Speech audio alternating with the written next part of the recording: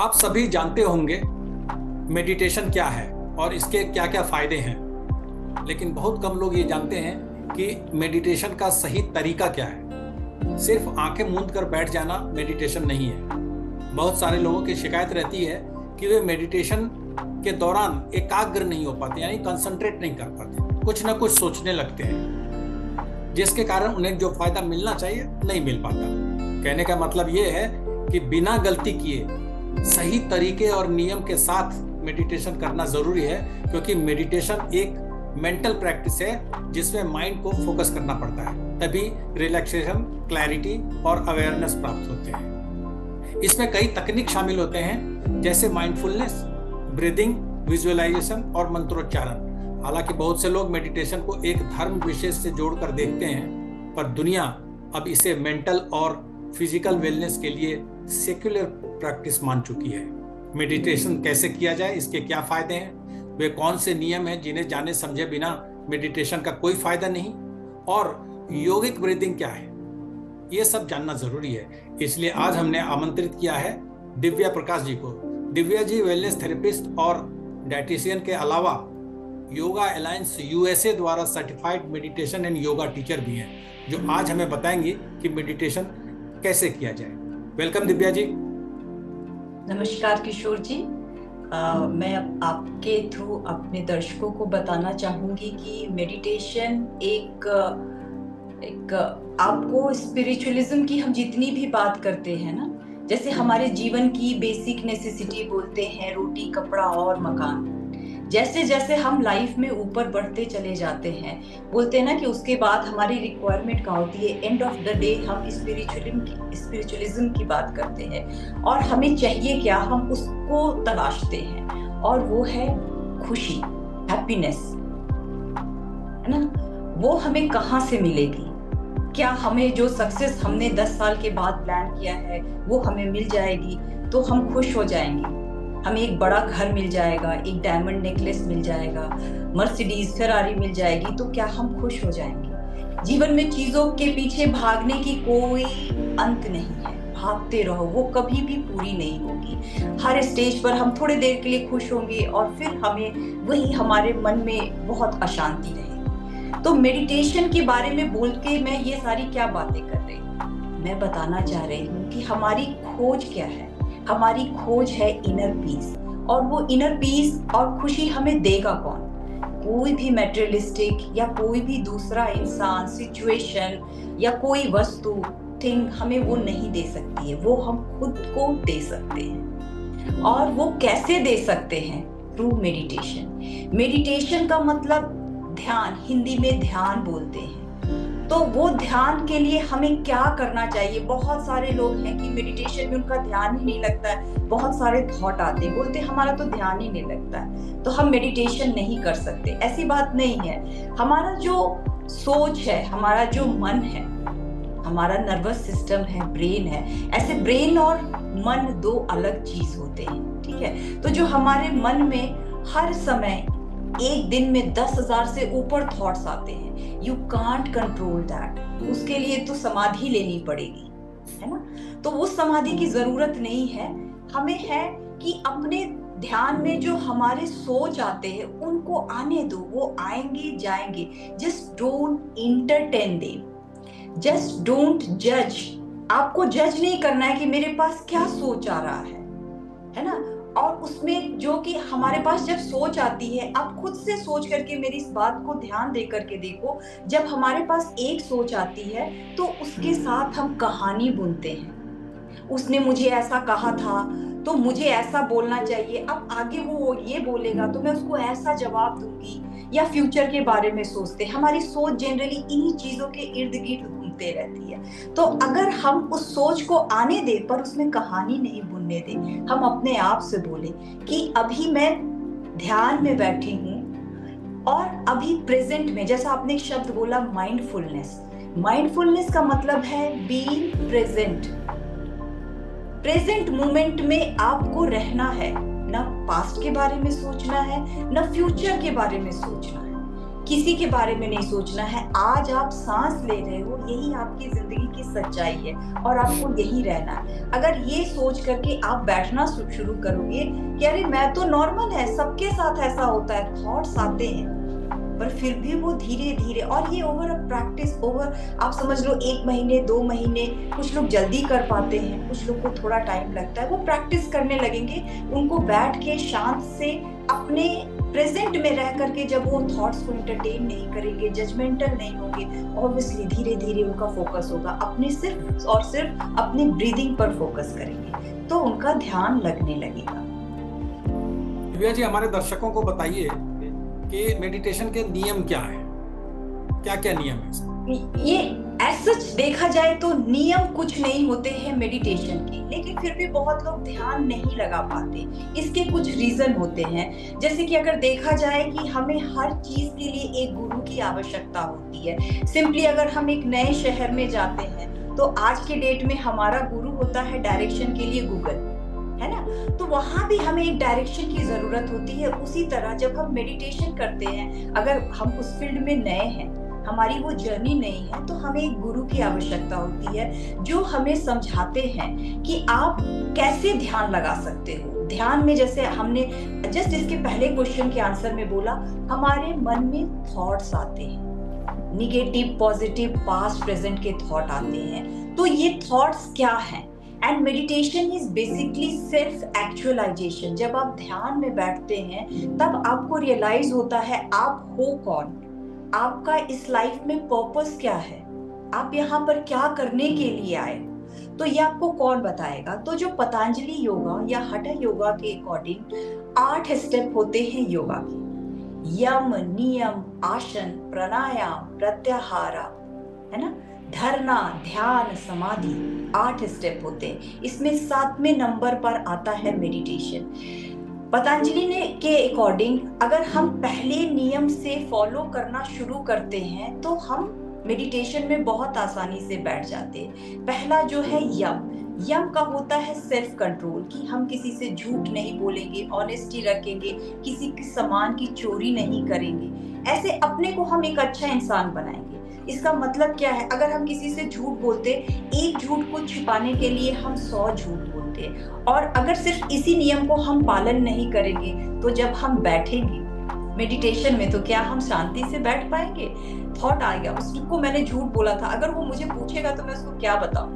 ठीक है, तो ये पहला नियम है। दूसरा है यम बताया, फिर यम नियम, नियम होता है सामाजिक नियम। जैसे वहां पर मतलब हम ऑस्टेरिटी मेजर फॉलो करेंगे, हम पढ़ाई करेंगे, बहुत जरूरी है चीजों को समझना। हम शौच मतलब अपने शरीर को साफ रखेंगे, है ना, शरीर बोलते नहीं, अपने मन को शांत रखेंगे। आहार विहार विचार तीनों हमारा शुद्ध होना चाहिए। नहीं तो हमने खा लिया इतना सारा खाना, पेट में गैस बन रहा है और हम मेडिटेशन पे बैठे, तो क्या हम मेडिटेशन कर पाएंगे? नहीं कर पाएंगे। ईश्वर परानिधान मतलब कि ईश्वर जो भी है, ऐसा मैं नहीं बोल रही हूँ, अल्लाह, भगवान, जीसस, वाहे गुरु जो भी है हमारे, उनके पीछे हमारा विश्वास होना चाहिए। समथिंग इज देयर, बोलते नहीं, we all are energy body.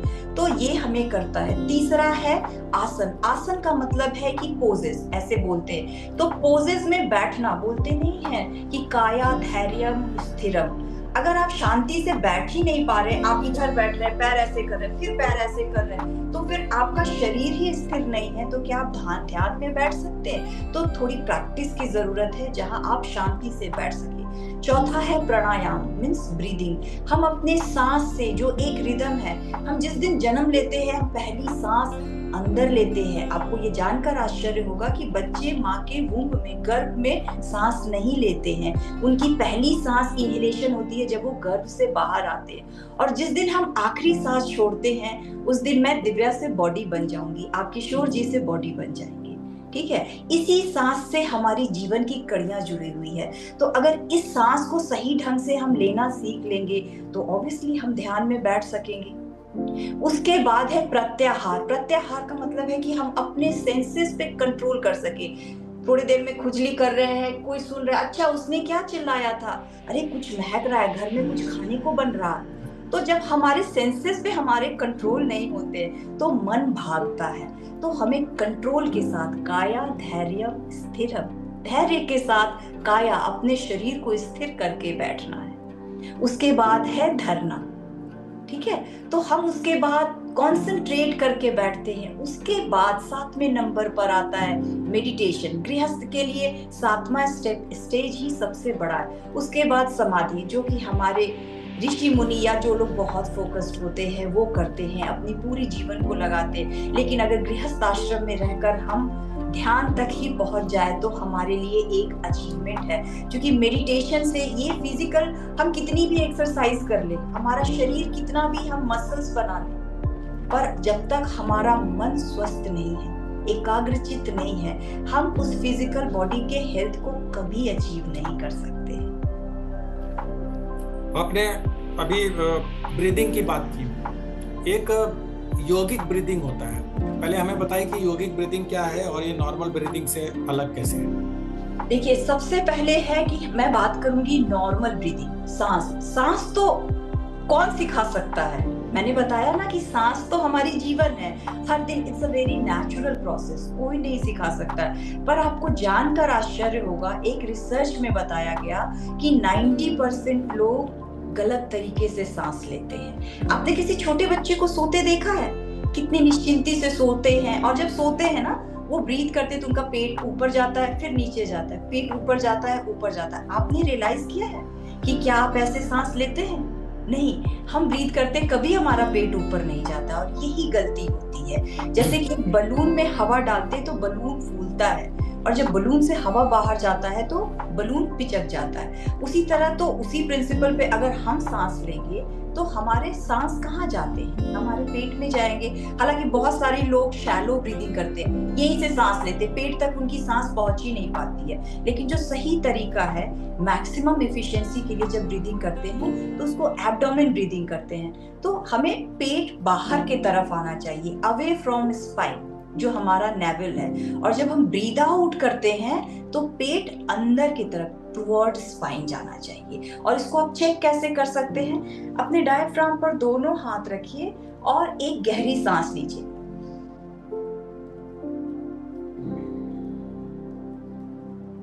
क्या आपने रियलाइज किया, देखा कि जब मैंने सांस लिया तो मेरा हाथ डायफ्राम से, हमें पता लगता है क्योंकि सांस में abdominal muscle, diaphragm muscle and intercostal muscle सभी साथ रहते हैं, सभी का योगदान होता है। तो ये हुई नॉर्मल ब्रीदिंग। हमारे दर्शकगण इस शो को देखने के बाद प्रैक्टिस कर सकते हैं और रियलाइज करें कि क्या वो सही तरीके से सांस लेते हैं या नहीं। अगर लेते हैं तो कॉन्ग्रेचुलेशंस, और अगर नहीं लेते हैं तो प्लीज करेक्ट इट। पहली बात हुई नॉर्मल ब्रीदिंग। दूसरी है योगिक ब्रीदिंग। जैसे मैंने बताया कि नॉर्मल ब्रीदिंग में हम एब्डोमिनल ब्रीदिंग करते हैं अगर हमें फुल एफिशिएंसी चाहिए। आप सभी ने सुना होगा अपने फ्रेंड्स से, फैमिली से, जब भी स्ट्रेसफुल सिचुएशन आती है, गहरी गहरी सांस लो, टेक डीप ब्रीदिंग, है ना, डू डीप ब्रीदिंग। तो डीप ब्रीदिंग है क्या, है ना, और इतना सिंपल है तो मैं क्यों बता रही हूँ। गहरी सांस लिया, no, this is not the meaning of deep breathing. जैसे नॉर्मल सांस में हम सांस लेते हैं, छोड़ते हैं, डीप ब्रीदिंग में हम अपने वेसल को कंप्लीट फिल करते हैं। और उस वेसल का हिस्सा क्या है? एब्डोमेन, चेस्ट और शोल्डर, मतलब बलून को मुंह तक उसके भरते हैं, ठीक है। तो डीप ब्रीदिंग में जब हम सांस लेते हैं तो पहले हमारा एब्डोमेन फिल होता है, उसके बाद चेस्ट, और उसके बाद लास्ट में हमारा शोल्डर और क्लेविकल तक एयर आता है, ठीक है। उसके बाद जब हम ब्रीद आउट करते हैं तो पहले हमारा शोल्डर्स नीचे जाता है, फिर चेस्ट, उसके बाद एब्डोमेन। हालांकि ऐसे आपको फील नहीं होगा, लेकिन जब आप सांस भरोगे, जैसे मैं एक ब्रीदिंग करके दिखाती हूँ, शायद हमारे दर्शक इसको फील कर पाए। जैसे कि मैं एक डीप ब्रीदिंग ले रही हूँ,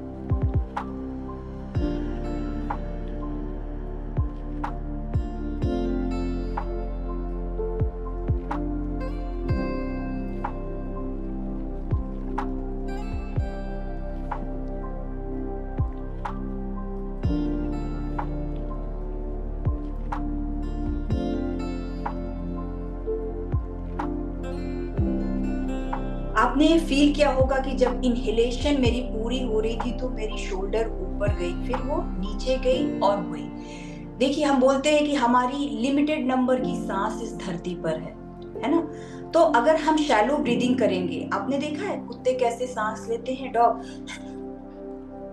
वो शैलो ब्रीदिंग करते हैं, तो उनकी लाइफ स्पैन कितनी होती है? 12, 13, 14। ठीक है, कुछ लोगों की 50 साल होती है, कुछ 60 होती है, 70, 80। ये बहुत हद तक डिपेंड करती है कि आपकी ब्रीदिंग कितनी डीप है। आइडियली 1 मिनट में जस्ट 6 टाइम ब्रीदिंग होनी चाहिए, पर हम ले नहीं पाते हैं। आप अगर प्रैक्टिस करोगे फिर भी, तो अगर आप करोगे तो आप, अगर आपकी 100 सांसें हैं और आपने कर लिया तो आपकी तुरंत खत्म हो जाएगी लाइफ। लेकिन अगर आपने डीप ब्रीथ किया तो आपकी लॉन्जेविटी भी बढ़ेगी। ठीक है, तो इसलिए है कि डीप ब्रीदिंग बहुत है। इसके अलावा डीप ब्रीदिंग जब लेते हैं तो हमारी एंजाइटी, स्ट्रेस भी बहुत कम होती है। पहला एक रीजन है, हमारा कॉर्टिसोल लेवल डाउन हो जाता है। दूसरा ये रीजन है, जब आप डीप ब्रीदिंग करते हो तो आपका फोकस यहाँ आता है। अगर लेट्स सपोज आप एंगर में हो, गुस्से में हो, और आपने गुस्से में रिएक्ट किया, आपने जवाब दिया, सिचुएशन खराब हो गई और आप ज्यादा स्ट्रेस में हो जाते हो। लेकिन अगर जब आप डीप ब्रीदिंग करते हो, आपकी कॉर्टिसोल की लेवल डाउन हो जाती है, आप सोच पाते हो और सिचुएशन में आप रिएक्ट करने के बजाय रिस्पॉन्ड करते हो। तो डीप ब्रीदिंग के बहुत सारे इंपॉर्टेंस हैं। तो इस तरह से मैं बस यही बोलना चाहूंगी कि आप प्रैक्टिस कीजिए। आप एक दिन में इसको नहीं सीख सकते हैं, आपको थोड़ा समय लगेगा, बट ट्रस्ट मी, आप करने लगेंगे और आपके लाइफ के बहुत सारे प्रॉब्लम्स दूर हो जाएंगे। दिव्या जी, आपने ब्रीदिंग के जो तरीके बताए हैं वो सिर्फ मेडिटेशन करते समय के लिए हैं या पूरे दिन के लिए, हमेशा के लिए? आप जब प्रैक्टिस करने लगोगे, आपकी एक रिदम बन जाएगी, तो नॉर्मल ब्रीदिंग आप पूरे दिन कर पाओगे। अभी हमें पता नहीं, हम बोलते हैं ना, जब बच्चे साइकिल चलाते हैं तो उल्टी साइकिल चलाते हैं और उनको लगता है यही राइट वे है, लेकिन जब वो सीख जाते हैं फिर वो कभी उल्टी साइकिलिंग नहीं करते हैं। ऐसे ही हम एक बार अगर अपने प्रोसेस में आ जाएंगे, कॉन्शियसनेस में, माइंडफुलनेस के साथ सही ब्रीदिंग करने लगेंगे, सही ढंग से इनहेलेशन और एक्सहेलेशन, तो वो हमारी एक रूटीन बन जाएगी और हमारे लाइफ में इतने चेंजेस आ जाएंगे कि हम खुद रियलाइज करेंगे कि ओह, कितना सिली सा मिस्टेक था जो मैं कर रहा था। और अगर पूरे दिन में मेडिटेशन के दौरान भी अगर जस्ट 3 मिनट ही हम योगिक ब्रीदिंग या डीप ब्रीदिंग करते, ट्रस्ट मी, आपका पूरा दिन रिलैक्स जाएगा। इसके इतने एडवांटेज हैं। तो मेडिटेशन के संदर्भ में कोई और डेमो बचा है जो आप चाहती हैं कि हमारे दर्शक जानें?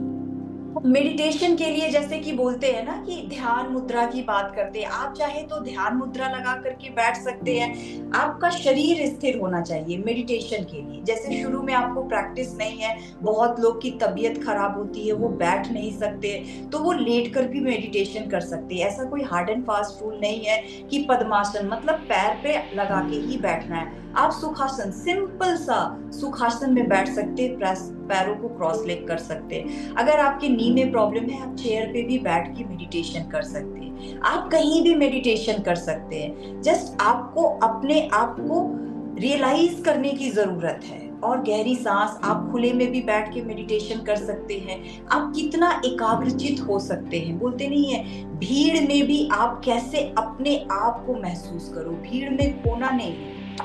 तो आप कहीं भी मेडिटेशन है, लेकिन अगर आपको एक कॉर्नर है जहां आप शांति से बैठ सकते हो तो बहुत अच्छी बात है। इसके अलावा कोई प्रीरिक्विजिट नहीं है। जो यम नियम की बात करी है, मैंने शायद आपको अच्छे से समझा पाई अपने दर्शकों को कि दिमाग में अगर गलत बात रहती है ना, तो वो जब हम ध्यान में बैठते हैं तो जरूर आती है। एक और बात कहना चाहूंगी कि जो मैंने अपने लाइफ से एक्सपीरियंस करी है कि जब हम ध्यान में बैठते हैं ना, तो हमारे ध्यान में शुरुआती दौरों में सिर्फ निगेटिव बातें आती हैं। जितनी भी हमारे साथ बुरी घटनाएं हैं वो आती है और हम उनके ऊपर एक पूरी स्टोरी लाइन बोल डालते हैं उस 10 मिनट 15 मिनट जब हम ध्यान में बैठते हैं। और ध्यान के बाद हम ज्यादा स्ट्रेसफुल हो जाते हैं, है ना, कि ये तो ऐसे हो गया, मुझे तो ध्यान का फायदा नहीं हुआ मेडिटेशन का। तो जब भी आपके ये थॉट्स आती है, आप उसको जर्नलिंग करो।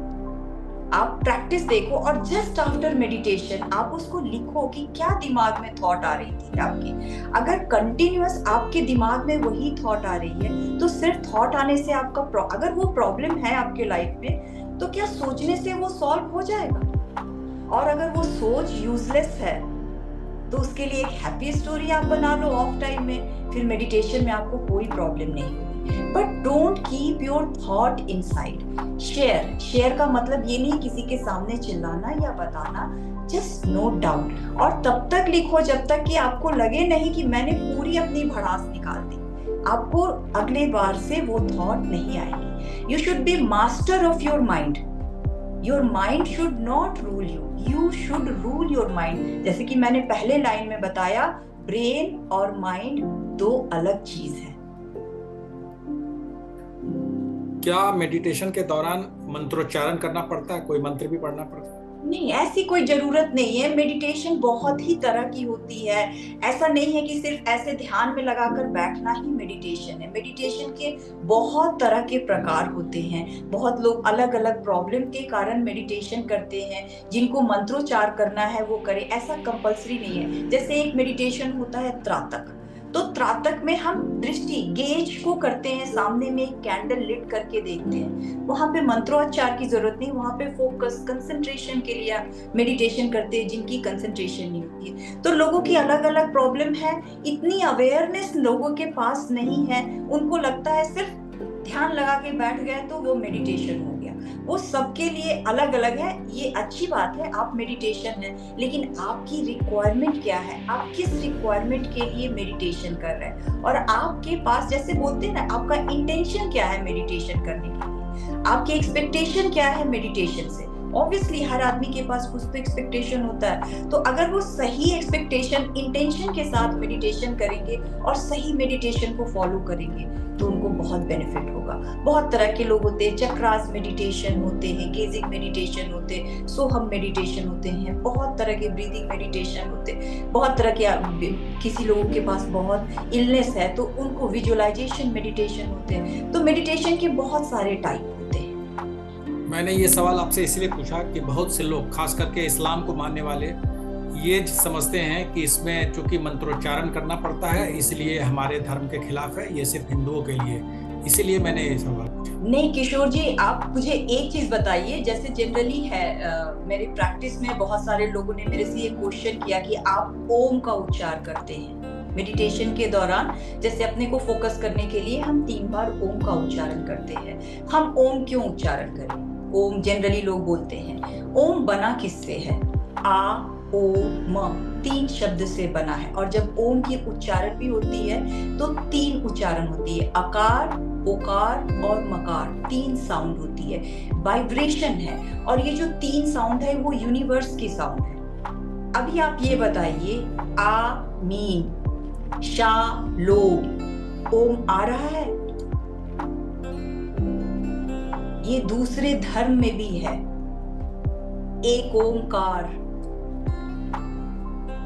ओमकार और जो ओम शब्द है ना, वो इटर्नल पीस और अनकंडीशनल लव का है, जो हमारे यूनिवर्स में है। We all are energy body. We all are energy body. हम कहाँ जाते हैं? अगर ओम का उच्चारण वो ना करना चाहे तो क्या वो आमीन कह के कर सकते हैं? कर सकते हैं। जैसे एक रिदम की बात करते हैं, एक बनता है आ मी। देखिए जब हम आ बोलते, आ ओ तो जब आ बोलते तो हमारे जो लोअर चक्रास होते हैं ना, हमारे जो यहाँ पे प्लेक्सस, सोलर प्लेक्सस चक्रास होते हैं या स्वादिष्ठान होते हैं, वहां पे यहाँ से हम ब्रीथ करते हैं, आ साउंड निकालते हैं। जब वो समझेंगे इस बात की, साइंस को समझेंगे कि जब हम सांस ब्रीथ करते तो वो एक आवाज आती है। जब ओ बोलते हैं तो ये हमारा यहाँ से आता है, अनाहत चक्र एक्टिवेट होता है। जब बोलते हैं तो ये हमारा आज्नेय चक्र, तो ये हमारा आज्नेय चक्र और सहस्रार चक्र में ये एक वाइब्रेशन जनरेट होता है। आ मी तो वो साउंड नहीं आ पाएगा, हालांकि ओम वहां भी है। लेकिन ओम को अगर हम भगवान का साउंड नहीं समझे कि हिंदू का साउंड है, आप एक साउंड और एक वाइब्रेशन समझे, एक एनर्जी समझे जो आपके चक्रास होते हैं। ये एक बहुत बड़ा सब्जेक्ट है, बोला ना योगा एक साइंस है। हमारे ईडा, लेफ्ट साइड ईडा नाड़ी होती है, दाहिने साइड पिंगला होती है, सेंटर में सुषुम्ना होती है, और ये नाड़ी कनेक्ट होती है जो हमारे चक्रास होते हैं। ये अगर एक्टिवेट होते हैं तो हमारे लाइफ में ब्लेसिंग ही ब्लेसिंग होती है, कोई इश्यूज नहीं होती हर चक्रा की। तो इन चक्रास को एक्टिवेट करते कैसे करते हैं, तो बोलते हैं ना कि एक स्विच है, वो स्विच ये साउंड की स्विच है। आप इसको धर्म से मत जोड़िए, एक स्विच है जो कि हमारे जो चक्रास को एक्टिवेट करती है और हमें मैक्सिमम एफिशिएंसी मिलती है। अगर आप नहीं करना चाहते हैं तो हम उसका भी सॉल्यूशन है, हम तीनों को अलग अलग मुद्राओं के साथ, आप सिर्फ आ बोल करके करो, उसको एक्टिवेट करो। 3 टाइम्स आप सेपरेट आ बोलो, 3 टाइम्स सेपरेट आप ऊ बोलो, 3 टाइम आप सेपरेट म बोलो, आप मत बोलो। पर बेनिफिट तो यहाँ भी होगा, क्योंकि ये मैंने बताया कि ये प्रैक्टिस की बात है, आपकी अपने बिलीफ। यहाँ बिलीफ भगवान से जोड़ने की नहीं है, हमें उसकी बेनिफिट मिल रही है। हमारी जो फिजिकल और मेंटल बॉडी है हम उसको हील कर रहे हैं।